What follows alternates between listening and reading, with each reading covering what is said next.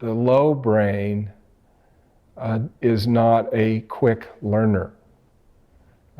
It tends to be much more tied to things that happen over and over and over a long period of time, or something that is highly impactful in the moment.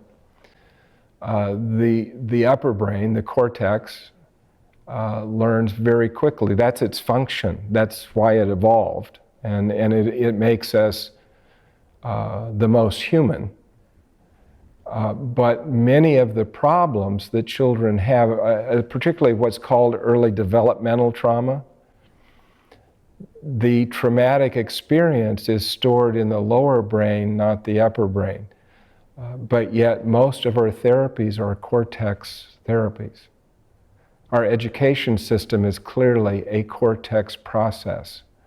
And so understanding that we are going to have to bring what we do, whether it's therapy or education, down to the developmental level of that child, which is probably diminished because of the lack of appropriate stimulation, would have enormous impact. One of our teachers years ago said,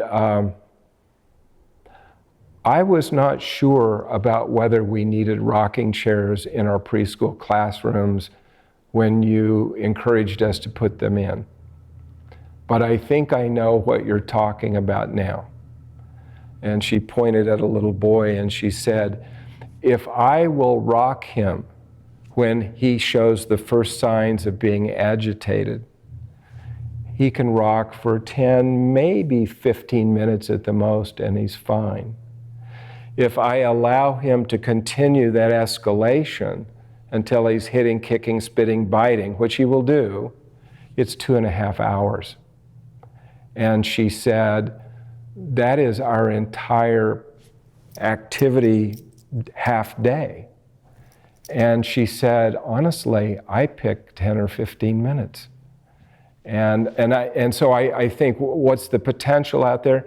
If we do things that are within the neurological capacity of the child, we will make much, much more progress. And so we have to look past the age of the child and look at the functional age of the child. And if we do that, I think we will be enormously successful.